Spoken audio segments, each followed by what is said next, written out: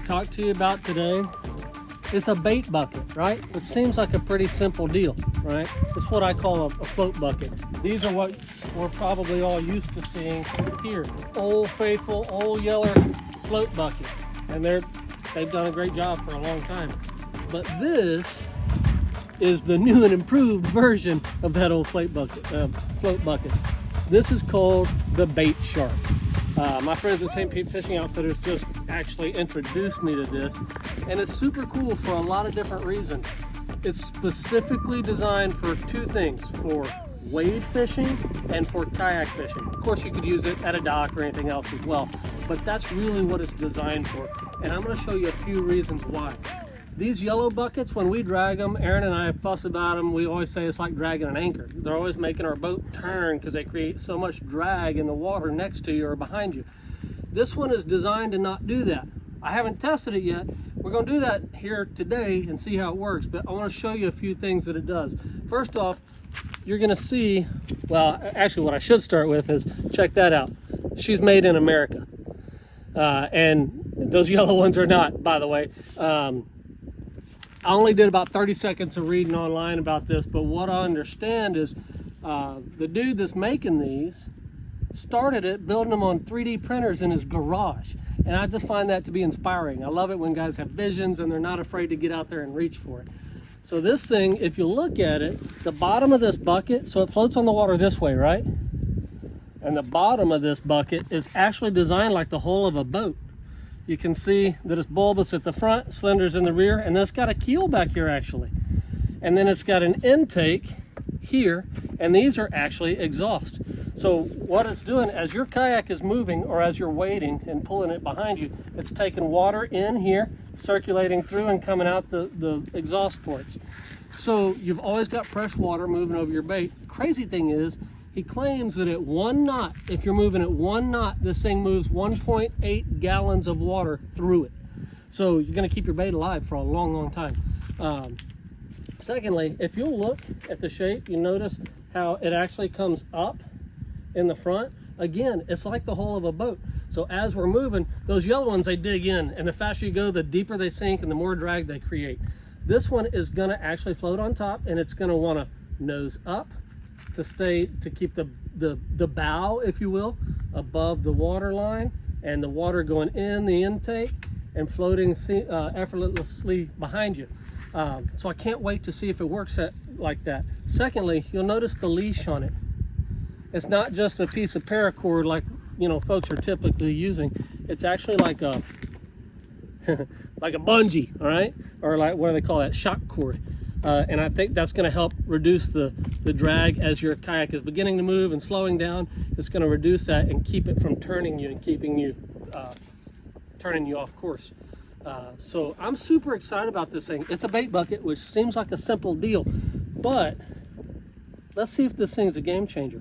The other thing they claim is super easy to access, because check it out. When it's floating on top of the water and you're in the kayak, you can reach down with one hand and there's your access. Super easy.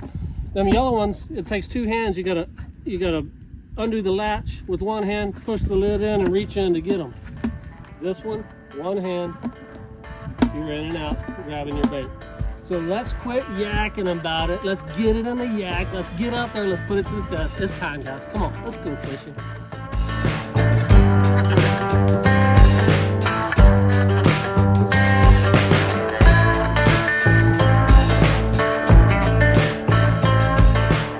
Okay guys, just a quick comparison. You can see over my shoulder there, I got old Yeller in the water right now, and I'm pumping away. Here's what I'm going to show you.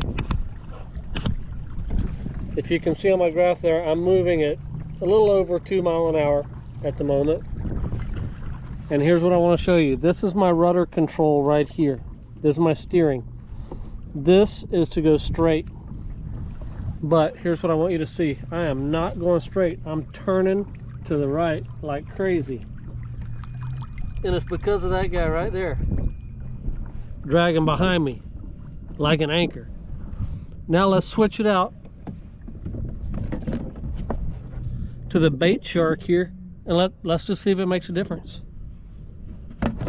Okay, so I got them switched out. Now let's see. I'm gonna start building some momentum. We're gonna get up to that same little over 2 miles an hour. All right. Now, here's my rudder control, facing straight ahead. And check it out, guys. We actually are going straight. I'll be darned. You can see it back here, just off the back of the boat. Yeah, the old bait shark. I'm gonna tell you, I was a little skeptical. I felt like it was kind of, you know, a little bit snake oil kind of a deal. It works.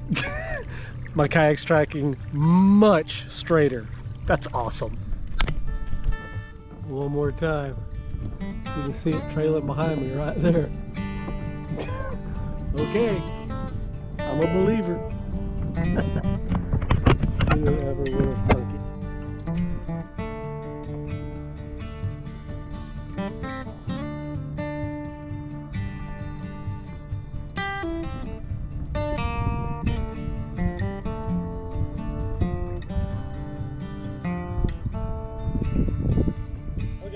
So fishing just did not work out today. You know, sometimes that's how fishing goes. As you can tell, the weather turned on us, got super windy, cloudy, overcast, and it just didn't work out. So called it a wrap, came on home, and I just want to tell you how my final findings on this thing are. At the end of the day, ultimately, I like it. Okay, it does the things that it's designed to do really well. Because of the shape of this thing, it tracks straight as an arrow behind the kayak. If I were wade fishing, it would be really pleasant, you know, walking around all day with it behind me too, because you don't even notice that it's back there because it creates such small amount of draft behind you. Also kept my bait alive with no problem. Tons of water moving through there. It is so easy to get in and out of it with one hand. As you're in that kayak and you're fishing, it's super easy to get in and out of it. So it does all those things really, really well. The only negative I'm going to tell you, quite honestly, is the price point.